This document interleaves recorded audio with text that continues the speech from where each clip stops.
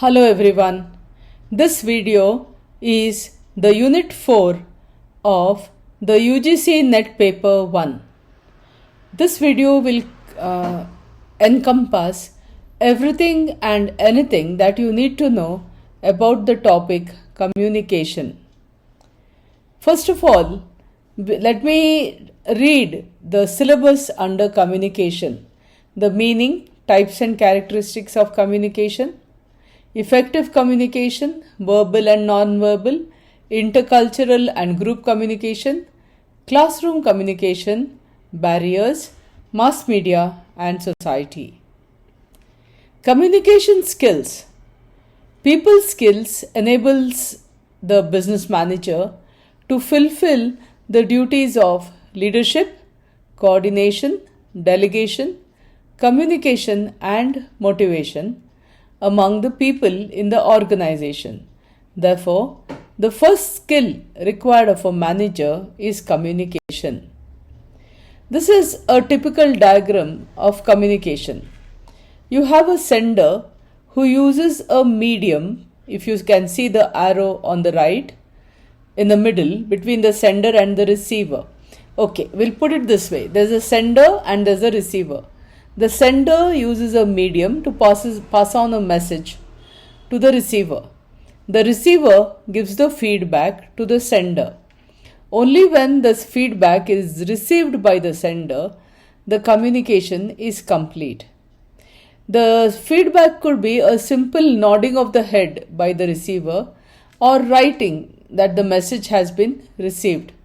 So, please remember that in a communication model, you have a sender who uses a medium to send a message, written or verbal or oral, to the receiver.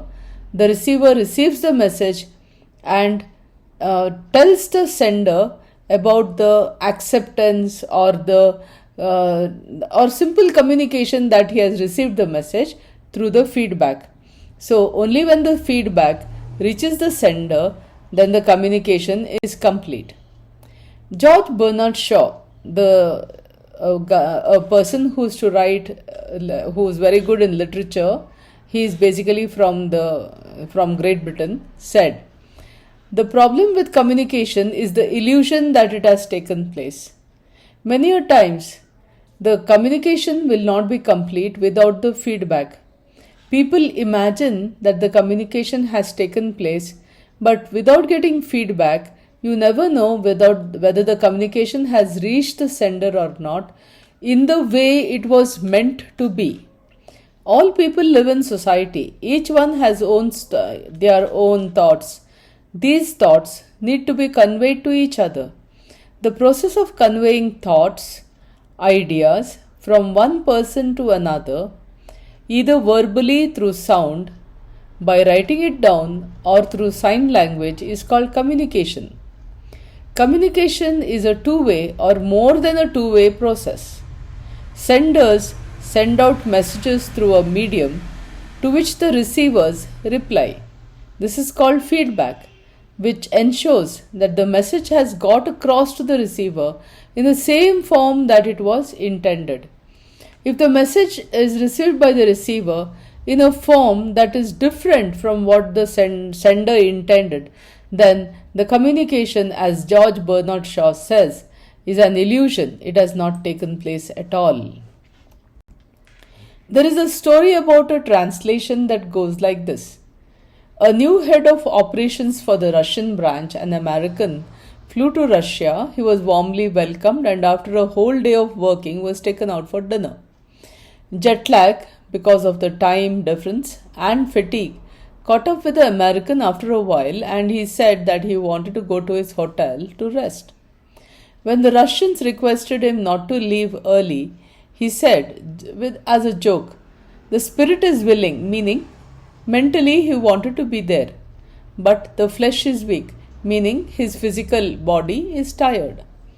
It was a statement that offended the Russians, who translated it as a comment made on the quality of the meat served at the dinner. They interpreted it as, "The vodka is good," that is the drink, "but the meat is rotten." This story is supposedly a myth and a story and must be taken in the same spirit. George Bernard Shaw was once called by the London Literary Society to explain the meaning of one of his literary works. Mr. Shaw, I believe, this is a little joke. He read and reread the part and finally said, "When I wrote this, God and I knew what it meant, but now only God knows."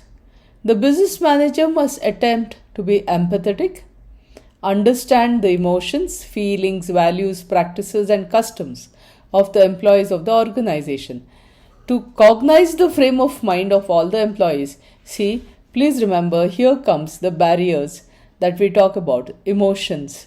Emotions, each one's emotions are different at different points of time. And then the feelings. Feelings regarding a certain phenomenon or an event that has taken place. Values. Values that are attributed to certain practices or traditions. Simple practices itself. A religious practice, a customary practice, a cultural practice, and the customs according to the culture. So, when different people have different contexts of emotions, feelings, values, practices, and customs, then to bring them all to the same frame of mind, to understand the communication in the way it was intended to be, will really be a challenge. And these actually are the barriers of communication. A business manager must learn how he can be in the other person's shoes for effective communication.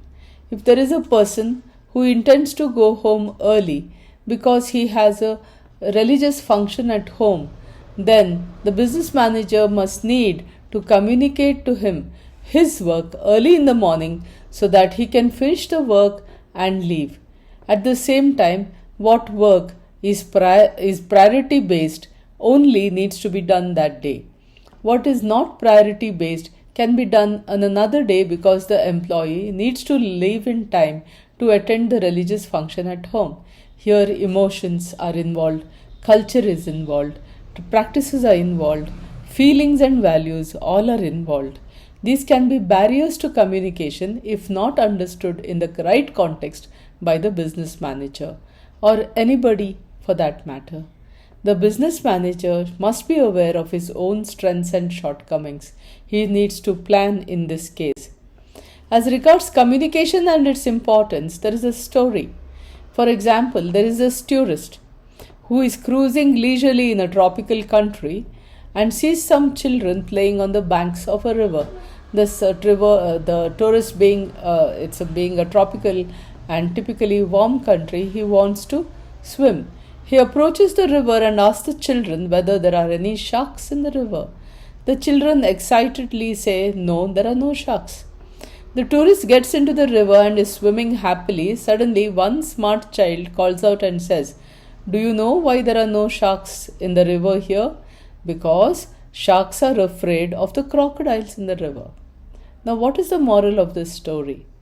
Whom does one ask about for information? Certainly not children, and not children who are busy playing. They are distracted with games, and of course they are children. And what do you ask? You ask about whether it is safe to swim in the river. You have not come to hunt for sharks. If you have to come to hunt for sharks, ask whether there are sharks in the river. Imagine a world without communication, a world where no one understands each other, where no transactions can take place. We would not be able to work and earn.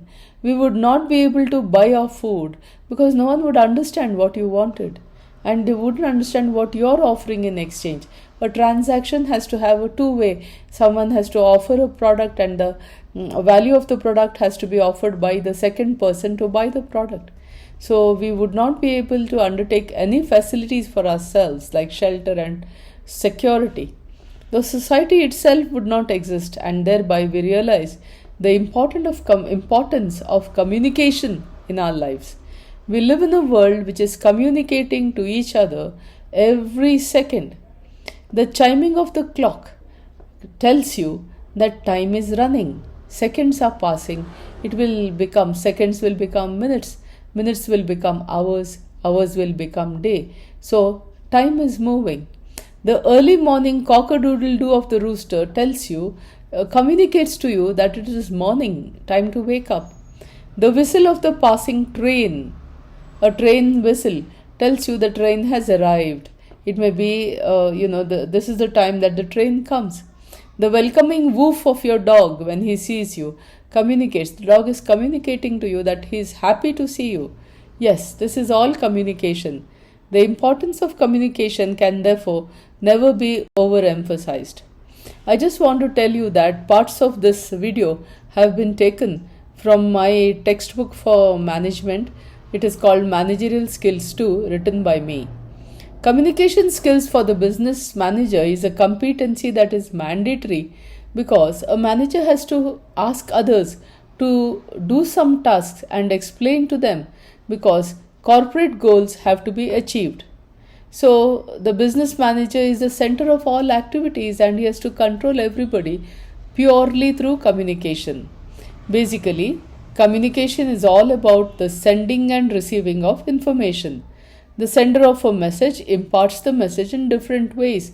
It could be through his speech, which is called a verbal or an oral message.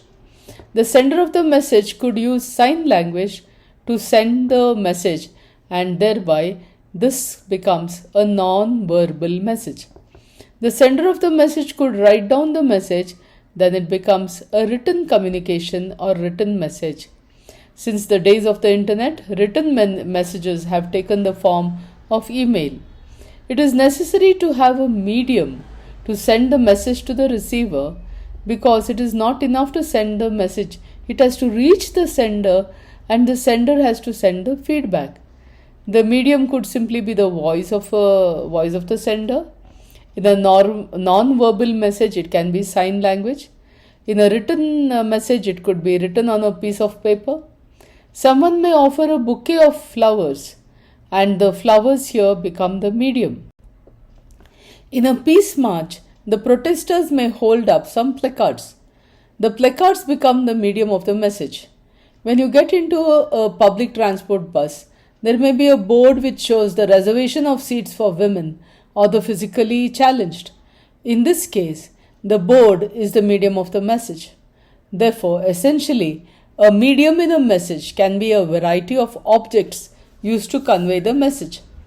The sender of a message essentially wishes to convey some meaning to the receiver of the message. The sender needs to know that the receiver has received the message. First, the receiver has to receive the sent message. Secondly, the receiver has to understand the message in the same meaning and same context in which the message was sent. Next, the sender will expect the receiver of the message to acknowledge the message. When it is a verbal message or a non-verbal message, it could simply be a nod of understanding from the receiver, a nod of the head. Excuse me. In case of a written message, it could be a written answer acknowledging the receipt of the message. When two people of similar designation converse, when their designation or their amount of power they hold in a certain organization is same, then the designation and the communication becomes horizontal communication. For example, when the purchasing manager requests the production manager to give him the production schedule so that he can start procuring raw material at the right time. Since both of them are managers, they have equal designations, equal power. This conversation between them becomes horizontal communication. When two people with unequal designation converse, it becomes vertical communication. Vertical meaning a superior talking to a subordinate or a subordinate talking to a superior. Both are vertical communications. So, when a superior talks to a subordinate, it is a vertical downward communication, and a subordinate talks to a superior, it's a vertical upward communication. When an employee, herein the sender of the message, who has a higher designation, communicates with another employee, Herein, the receiver of the message, whose designation is lower than that of the sender, then the communication is upper vertical communication. When an employee who has a designation that is lower than the receiver of the message communicates with other employee, herein the receiver of the message whose designation is higher than that of the sender, then the communication is lower vertical communication. Verbal communication is also called oral communication. This communication is just word of mouth communication. It's all communication that is conducted purely verbally. In a business organization, all the verbal instructions regarding essential small matters that do not necessarily require written instructions are verbal instructions or verbal communication. Now we'll talk a bit about email etiquette. The etiquette that is followed in penning a formal letter is similar to the etiquette followed when writing an email. The thing to remember is that the receiver is also a person and has feelings similar to the sender of the email.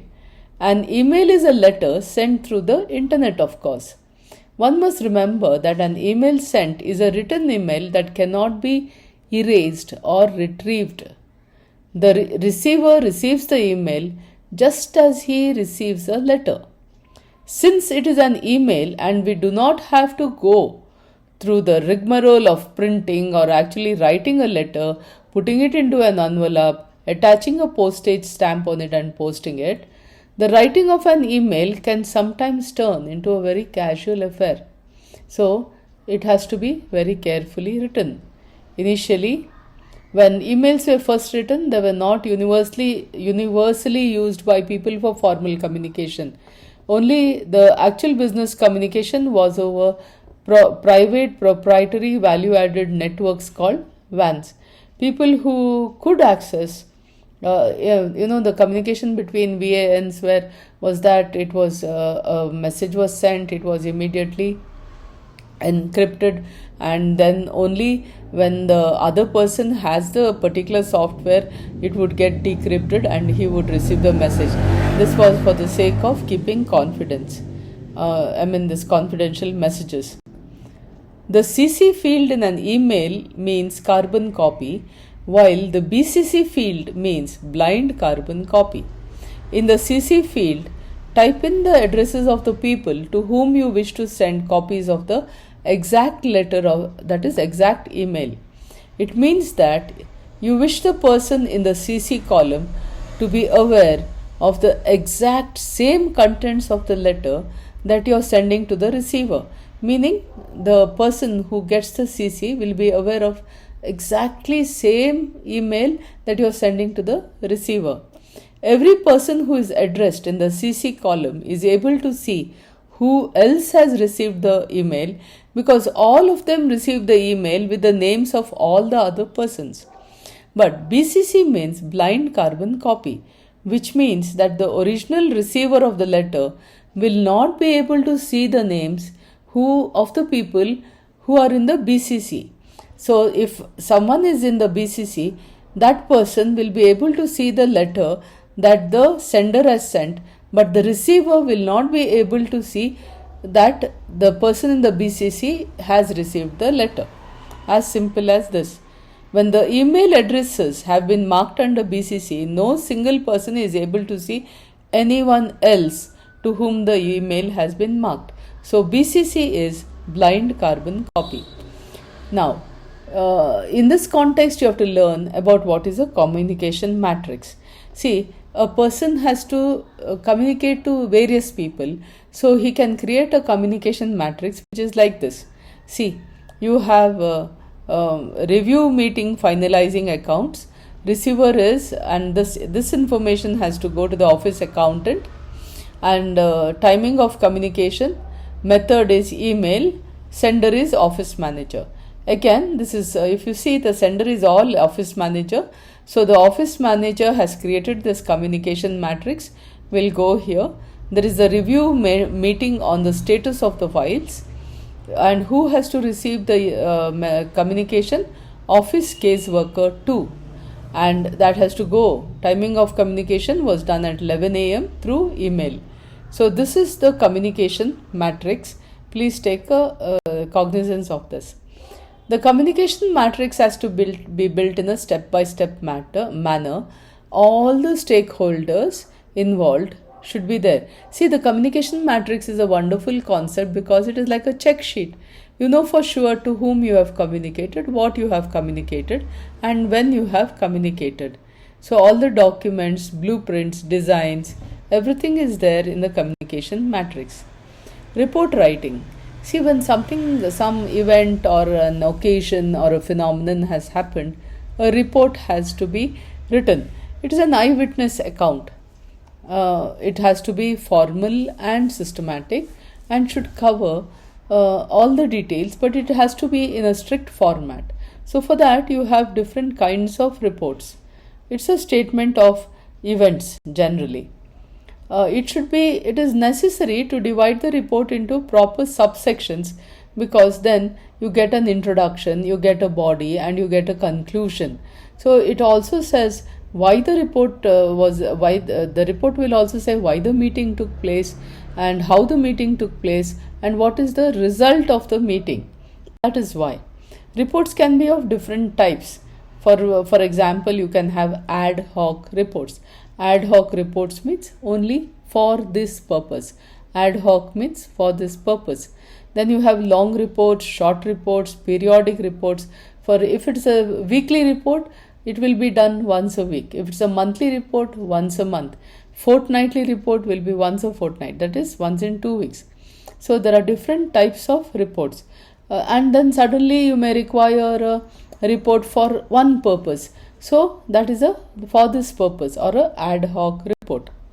Reports can be periodical, as I said. Then departmental report, say maybe the marketing department has a report, or the production department has a report, and so on. So multiple kinds of reports will be generated in an organization. Stages of the report. See, 4 stages are there in report writing. The first stage is exploration and research. The person writing the report should conduct a suitable amount of survey, exploration and research before writing any report. The second stage of report writing is designing, developing and arranging the report. Here the report is actually formulated, facts are collected, and the writer has to plan as to how he or she should present the report. The notes made during the research stage help here. The next stage is actual composing of the report. The notes are used. The actual report will be scripted. The last stage is review and modification, contemplating on how the report could be better worded, better presented, and actually presented. Parts of the report are: first one, the title and relevant introductory details. There should be a label. No product can be called, see, it's a toothbrush. So it has to have a label. It is a toothbrush, for example. So there should be a heading or the label, such as the title of the report. Then the executive summary of the report, it should be followed. It gives a gist of what the report is all about. Then you have the table of contents, and the entire contents of the report will be mirrored in the table of contents, all the headings, subheadings, etc. Then comes the introduction to the report and why the report was triggered. Then the approach or the organization of the report. Then comes the analysis and examination, the concluding remarks, and the appendices. Appendices are the reference, all the from where you took which part of the report, anything is copied, referencing, etc. Feedback is a powerful influencer in communication. Just as every action has a reaction, every message should have a feedback. Feedback is useful not only to the sender of the message, to the receiver of the message as well. Now we come to the barriers of communication. First is the language. See, there are various constructs in the barrier of language. First of all, the actual words. See, if you look at the American English and the England English, the words are same, but the same word can mean two different things in two different countries. For example, tabling a report in one country means the report was discussed and it was finished. But in another country, tabling the report means it has been kept for, it has been deferred for, discussion at a later date. So first of all, in language, words can be an issue. Secondly, pronunciation can be an issue. Different people from different countries pronounce the same word in different ways. So this pronunciation can be different. Then, if you look at the local vernacular language in our country, we find that the meaning is interpreted in different words. Different words mean different things. For example, or for one meaning, different words are used in different regions of the state of Karnataka, for example. So words are a problem. The pronunciation is a problem. Sometimes translation is a problem. So in language, there are various concepts to the language barrier. Second is interpersonal. This is purely the attitudes and opinions, the emotions of people involved. Interpersonal, when someone is not comfortable with another person, the way of communication may vary, or someone may feel shy, someone may feel scared of the person of authority, and the communication may get garbled. So interpersonal depends on sometimes power, sometimes on gender, sometimes on social, like if a person has not been able to mix socially, or there's not much of social exposure, then the communication becomes difficult for the person. Then cultural. In different cultures, people talk or communicate at different points of time. For example, in some cultures, when elders are speaking, the younger people do not speak at all. They just wait for the elders to finish. But in some cultures, everybody speaks. In some cultures, some gender-based communication is there. Or if a senior in the family speaks, then he's listened to and then the opinion is given, etc. So there is a culture-based barrier for communication. Then there's a physical barrier. Physical barrier is simply like the person who's receiving your message is not in close proximity. Like he's across the road, you have to shout and tell, for example. Or you have to use some medium like the telephone or microphone to talk to person. This physical means actual physical barrier.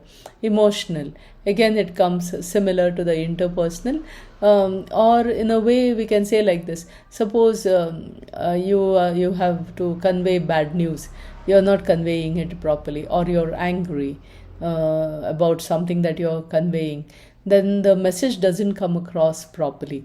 This is emotional. Then the gender, simply, people are not everybody is comfortable to talk to the other gender, whichever gender it may be, because of less social exposure to the other gender. Sometimes we grew up in all girls school or all boys school, and then when you come to college, the communication is not very easy. This is what it means. So group communication. Group communication here in our context, we have to talk about group discussions. See how group discussion takes place. Typically there are 6 to 8 people, not more than that. So if you come into group discussion, it is better if one topic is given and then one person starts talking.